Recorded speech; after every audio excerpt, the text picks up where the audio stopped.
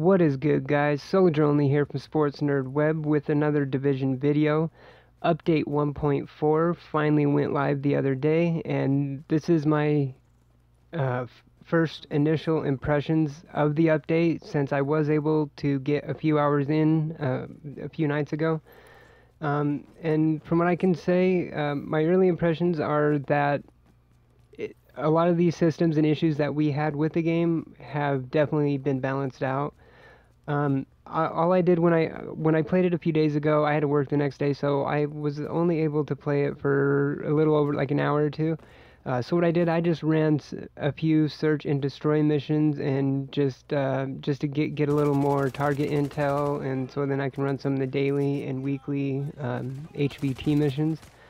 So that's the footage that you're seeing in this video is just some of my early playthrough of update 1.4.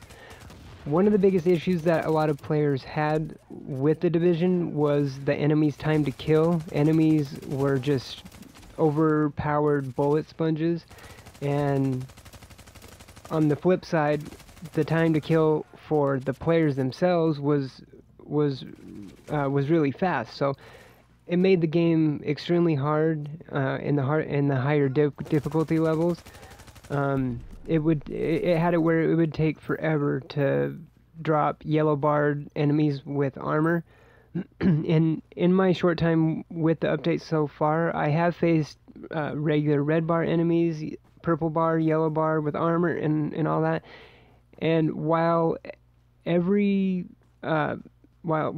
tiered enemy is progressively a little bit harder and does take a slightly longer time to kill, it definitely has been more balanced out, and it definitely makes it a much more enjoyable game to play.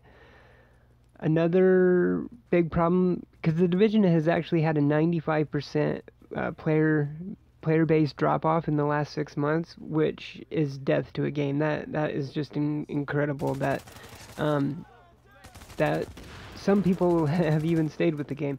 Me personally, I love the Division. I haven't been playing it that much in the last few months. I did put over 300 hours into it in such a short amount of time when I first got it. Admittedly, I wasn't a day one player. I didn't really start playing the Division until a few weeks after launch, but I immediately fell in love with it.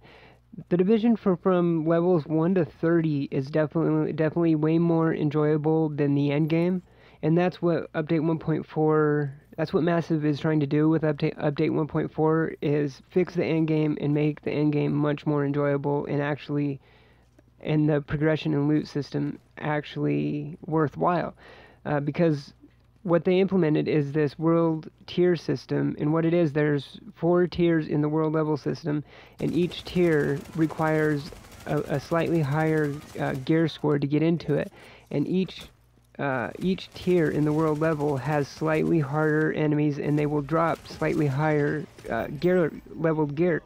So as you progress along, you can start going into the higher leveled world tier levels. So like I said, I've only spent a short amount of time with the game, so I have only been able to play in the first level of the world tier system, so I haven't really progressed up. But what I can say from the loot system, that has definitely been retooled as well, because immediately when I started playing, one of the first enemies that I killed actually dropped loot that was a higher level than some of the gear that I currently had equipped. That was the problem in the game that I personally had, was that you can grind on this game, and sometimes it could take days, even weeks, to get a piece of gear that you were actually trying to get, and that could just be really extremely frustrating. So stay tuned to the Sports Nerd Web YouTube channel for more on this game in the future. I am going to be releasing more videos with the Division, and so I will have a full review up eventually once I spend some more time with this game and more of the systems. But for right now, I'm really excited. I think Massive is on the right track, and I find myself having a newfound hype for this game, and I'm just really stoked to get into playing it again. You can follow me on Twitter at SportsNerd48 to keep up to date with everything from Sports Nerd Web, and we'll see you in the next one. Cheers.